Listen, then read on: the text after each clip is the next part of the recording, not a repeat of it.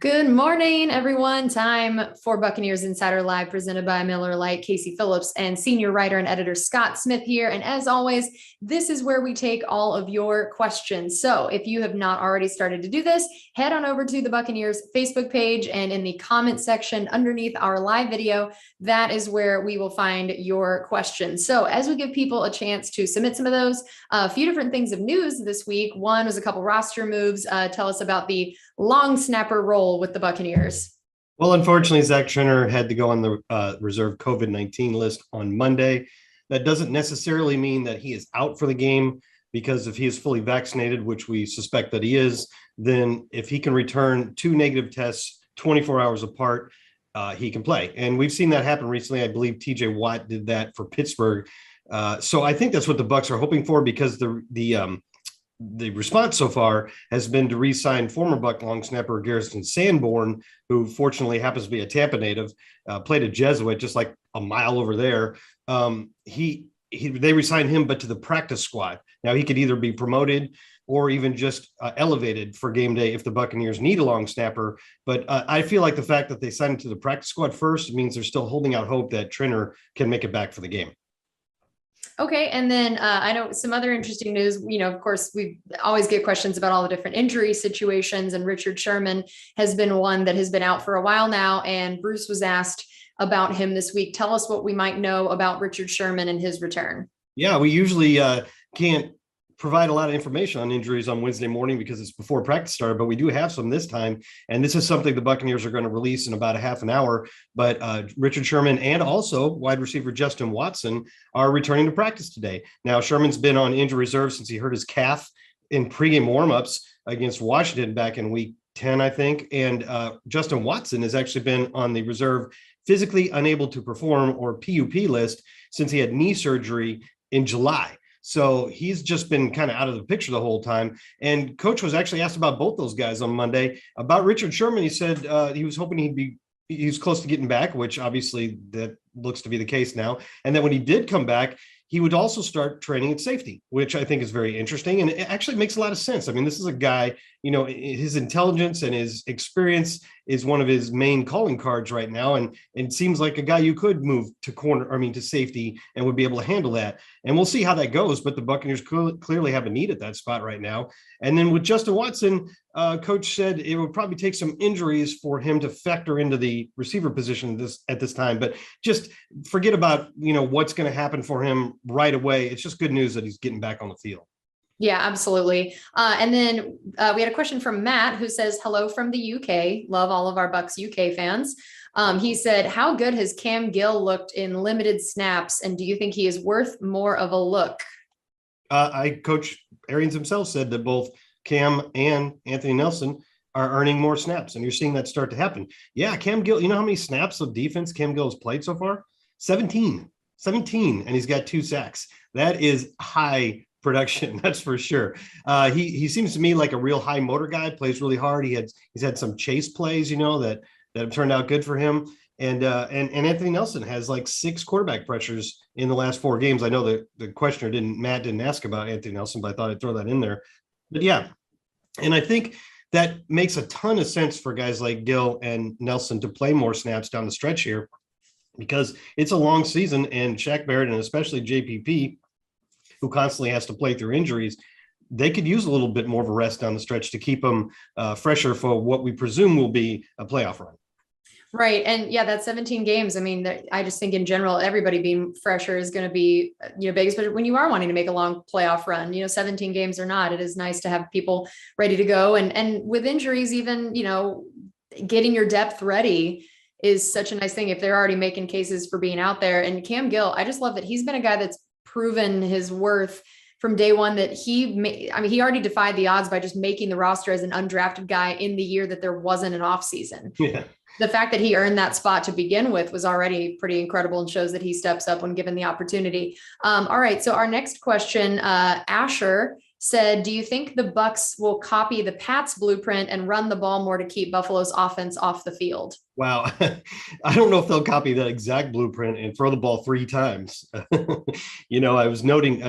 I saw the note that Tom Brady needs 18 completions to take that all-time record away from Drew Brees, as he's picking off one after another from Brees. And so I looked to see what his completion list was this year, and he's never had fewer than 20 completions in a game this season.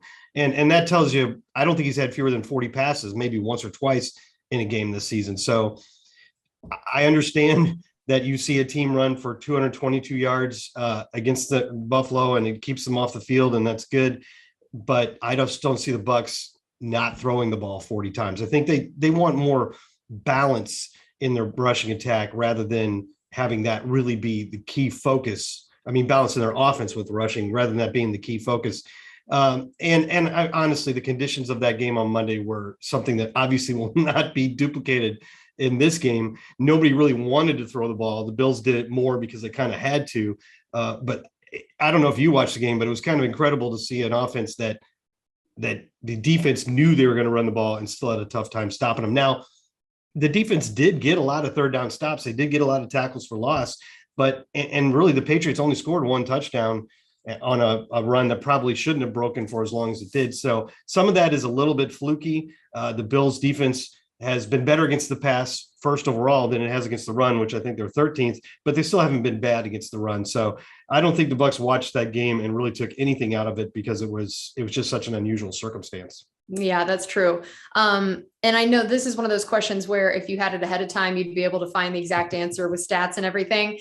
So instead, we'll just kind of talk about the concept and maybe you can readdress it in a mailbag or something. But Richard said, when was the last time we had two interior defensive linemen get multiple sacks? And then he just kind of said, show some love for the big guys. So I figured we'd just talk about the success of our interior pass rush, and then you can try to find those exact numbers and stats for another article. You know why this frustrates me? Because I actually started looking up the answer to that question yesterday and I don't remember what sidetracked me, but I didn't get back to it. Otherwise, I'd be able to throw out the answer right now. But I don't think it's been very recently, because that was Vita Vea's first career 2-sack game. Ndamukong Suh's had 2 of them since he got here over the last 3 years. I don't think Will Golston has had a 2-sack game. I don't think anybody else in our interior has. So I don't think it's anybody from the current group. It may be Gerald McCoy and I don't know, Roy Miller or something like that. But yeah, I'd definitely have to go back and look. But while that was awesome, it also wasn't terribly surprising, because I think that the Falcons had a bit of a weakness on their interior line with some of those guys in the way they've been playing this year. They've been rotating their centers because I don't think they're thrilled with what they're getting out of them. One of their guards is a rookie that really wasn't supposed to start this year, but was pressed into service when a veteran got hurt. And so they had a vulnerability up the middle, and we had good players to take advantage of it. You know, it just differs from week to week where the opposing offensive line has its weakness points. And so those kind of things don't necessarily happen that often, but it's very encouraging to see more players getting involved in the pass rush. If it's going to be hot down the stretch, it can't just be Shaq Barrett, who is playing really well in the last month or so. We need some push up the middle, and going back to what we were just talking about, we need some contributions from guys like Anthony Nelson and Cam Gill. And we got all of that in Atlanta, and the formula added up to a really good pass rush. Okay, and our next one was Daniel asked, do you think the Bills will be the toughest opponent we face for the remainder of the regular season? On paper, it certainly looks that way. It's the Bills and then 2 games against the Panthers, the Saints, and the Jets. All of those teams have losing records at the moment, while the Bills are 7-5, and arguably they're probably better than that record suggests. They have blown out the Bills, that is. They've blown out most of the teams that they've beaten. Just, their average margin of victory is like 26 points, which is incredible. They're 0-4 in games decided by 1 score or less. So you can see how easily their season could be a lot different than 7-5.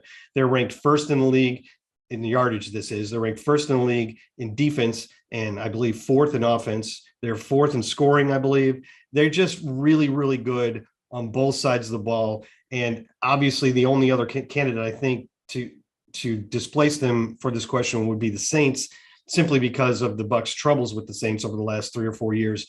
But in terms of their record and their numbers, the Bills are clearly head and shoulders above the Saints. I don't want to make bulletin board material. Let me make it clear that the Saints are a very good team, and they have had our number for a long time. I really enjoy the idea of them having a bulletin board in their locker room that says Scott Smith of I know. Buccaneers.com said this, and they're all like, oh man, Just being now we're careful fired here. up. I don't want anybody on my team to be mad with me. I think that's fair. That is a very good call. All right. Well, that's going to do it for us on this edition of Buccaneers Insider Live presented by Miller Lite. Thanks for joining us, and we'll see you next week.